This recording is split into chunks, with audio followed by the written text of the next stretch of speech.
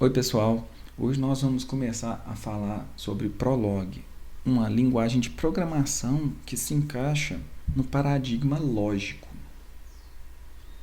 O paradigma de programação com comportamento lógico, ele não é composto de instruções, né? Ele é baseado em fatos e regras e usa tudo que sabe para dar um resultado final para o usuário. Ele foi inventado por volta de 1972, tá? E ele é interessante para ser usado em problemas como prova de teoremas, sistema de redução ou de dedução, né, em sistemas especialistas. Então, se você tem um problema desse para resolver, talvez não seja interessante usar linguagens imperativas, né, e sim usar uma linguagem do paradigma lógico, como o Prolog. Existem diversas implementações do Prolog para a gente usar, né? Eu estou citando algumas aí no slide.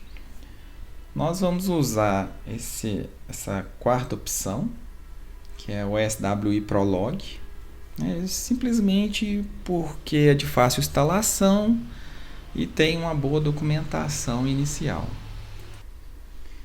Existem versões dela para o Windows e para o Linux. Trabalhar com Prolog não é complicado. A sintaxe é bem simples, né? E a gente tem essas features aí na linguagem. A gente pode ter variáveis, nós podemos ter átomos, nós podemos ter inteiros, floats e listas. Além dessas que eu citei aqui agora, nós vamos ter operadores, né, lógicos, operadores aritméticos. Mas os principais são esses. Interessante que variáveis, elas diferenciam de átomos porque elas iniciam com maiúsculo ou com um underscore. Então, toda vez que você encontrar, né, um token iniciando com maiúsculo, significa que aquele token é uma variável. Toda vez que você vê um token começando com minúsculo, né, são constantes. Então, a gente tem exemplos aqui, ó. Então, eu tenho Y1, o Y aqui começando com maiúsculo, e o underline nome. Isso aqui são variáveis no nosso programa. Átomos. Então, a gente começa com minúsculo. Então, eu dei um exemplo aqui de João. E eu posso começar também um átomo com aspas simples. Aí eu posso colocar, né, um caractere maiúsculo logo no início. Outro exemplo, número 16. Nesse caso, não é um número. A gente tem aqui um átomo, né, porque ele está envolto por uma aspa simples. Ok? Temos também os inteiros, como descrito aí no slide. É qualquer sequência numérica, né, que não tem um ponto. O interessante é que quando você coloca entre aspas duplas, né, isso é considerado como uma lista de inteiro pelo Prolog. Nós vamos falar mais de listas mais para frente, nas próximas aulas. Float são números com ponto, né, com ponto flutuante. E a gente tem a lista, como eu disse, que vai ser abordado mais para frente aí, uma lista de elementos. Então, para exemplificar tudo isso que eu disse, tem uma tabela aí onde eu classifiquei alguns tokens. Então, o primeiro termo, esse Vincent, ele é um átomo. Por que ele é um átomo? Né? Por que ele é invariável? Porque ele começa com minúsculo. 23 é um número inteiro. Né? Então, a gente tem dígitos e não tem um ponto. Esse outro átomo, variable 23, né? Como eu disse, é um átomo porque começa com minúsculo. Aulas de lógica. Pô, o que seria isso aqui? Isso aqui é um erro, porque a gente tem dois espaços aqui entre essas três palavras. Né? Então, isso aqui não é válido. A gente poderia até falar que isso aqui seria 3 átomos, né? Todos começando com minúsculo, mas não tem um significado único aí. João, você bateu o olho em João, entre aspas, independente se ele está maiúsculo ou minúsculo, vai ser um átomo.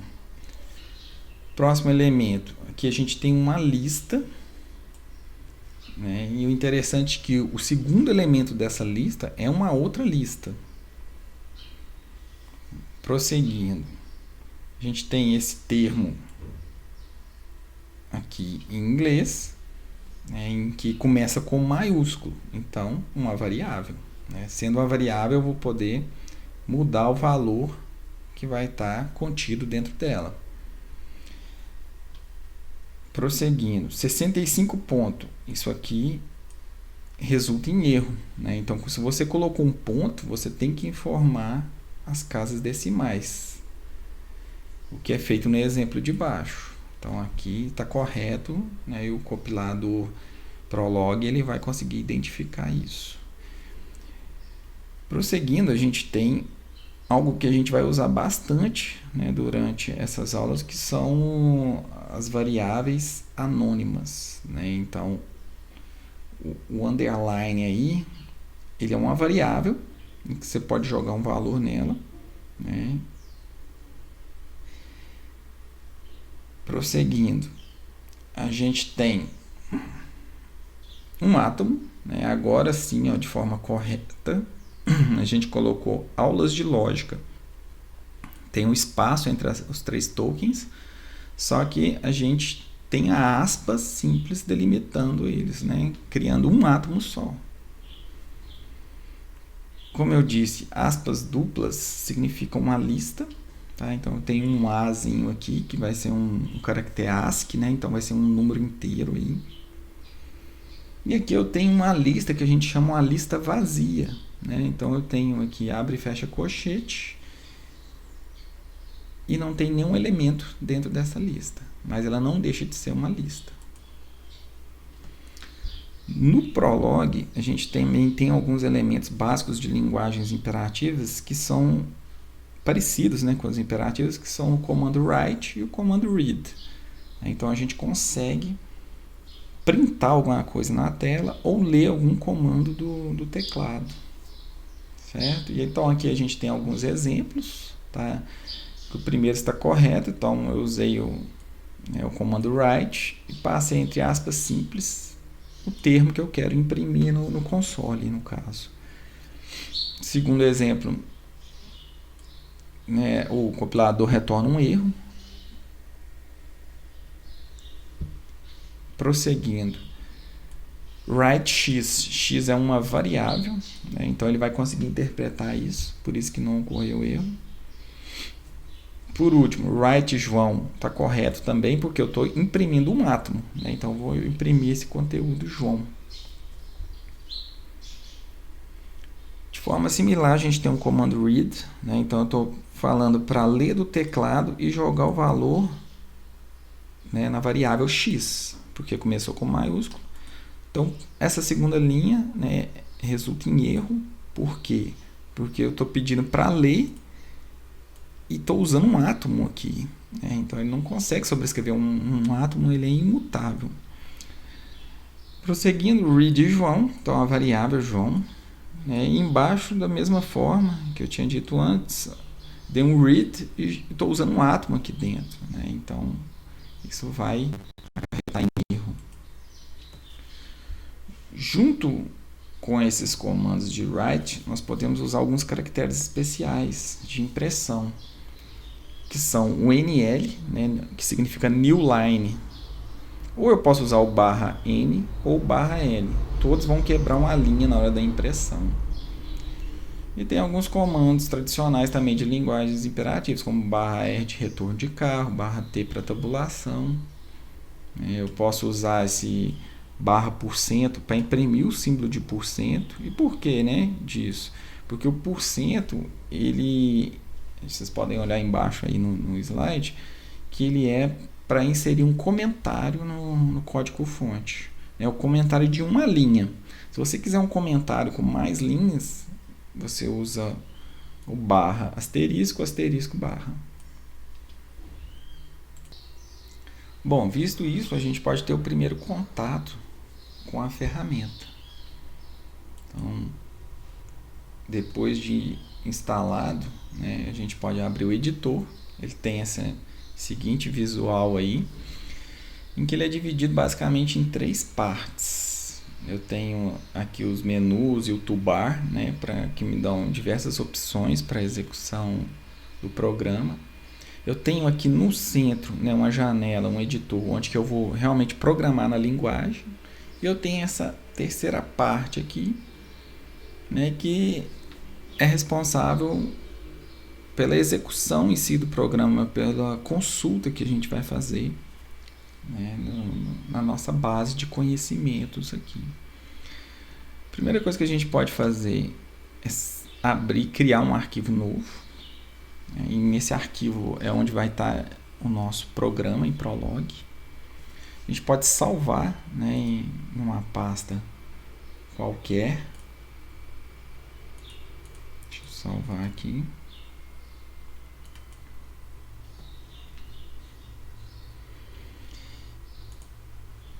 Daqui a pouco nós vamos digitar alguns comandos aqui, né? E aqui, ó, eu tenho meu prompt de comandos, onde eu posso realmente executar alguma coisa. Vou dar alguns exemplos.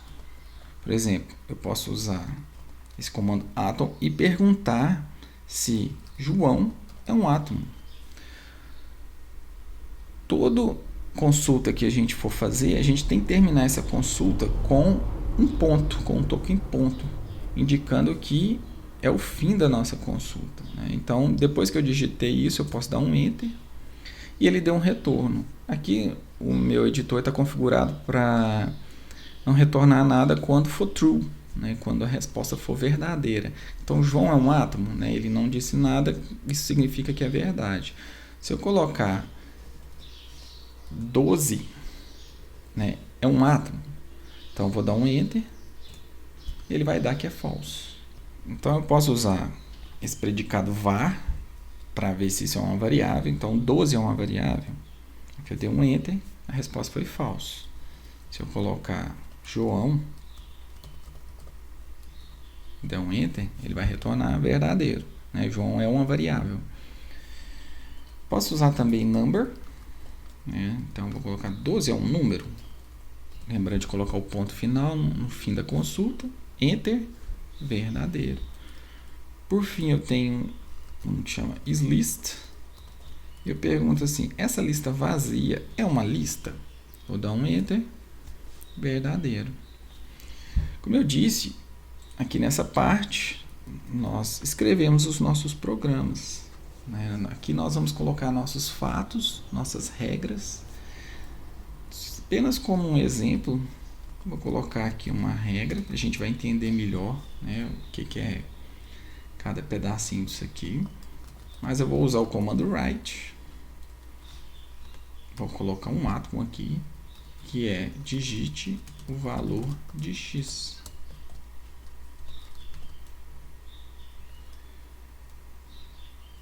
Vou quebrar uma linha, NL, né, que eu tinha dito. Vou ler essa variável, olha o comando read. X, vou usar uma variável para armazenar o que o usuário digitou. Vou quebrar uma linha, aqui é apenas como estética, né? Vamos dividir isso aqui em mais linhas, ó. NL, e vou imprimir o que o usuário digitou. Então, vou imprimir X, vou quebrar uma nova linha, ponto. Então, esse é o nosso primeiro programa. Como eu disse, nós vamos entender melhor, por exemplo, o que é esse token aqui, o que é essa, por que usando vírgula, né? Então, digitado o programa, nós vamos clicar nesse botão aqui que é de consultar. Isso aqui é similar ao que é a compilação, né, num programa imperativo. Então, aqui o compilador ele vai checar se tem algum erro de sintaxe, né, e vai retornar para a gente. Então, clicando aqui, vocês podem ver aqui que no comando consult, né, ele não retornou erro nenhum. Então, quer dizer que está ok. Eu posso agora usar o que eu acabei de criar. Então, eu posso vir aqui Start. ponto. E olha só, ele me pede, digite o valor de x. Então vamos colocar para o valor de x, Prolog. Vou dar um enter. Só um detalhe, assim que a gente digita, a gente tem que o que? Colocar um ponto, né, para dizer que o comando acabou. Beleza, então o que eu fiz? Quebrei uma linha, né, um NL, e imprimi Prolog aqui no console. Então esse foi o primeiro contato que a gente teve com a interface visual aí do Prolog, né, onde a gente tem essas três partes, né, da IDE, onde a primeira a gente tem algumas opções de uso, né, de edição. A gente pode clicar aqui em consultar para verificar o que? O que a gente digitou aqui na segunda parte, né, que é de fato o nosso programa. E a terceira parte, né, é o command, onde que a gente vai digitar as nossas consultas para obter os resultados de acordo com o que a gente programou na nossa base de conhecimento. Para o vídeo não ficar muito longo, eu vou encerrar aqui, né, essa primeira parte e a gente volta, né, com um próximo vídeo aí, dando prosseguimento no aprendizado do Prolog e do paradigma lógico.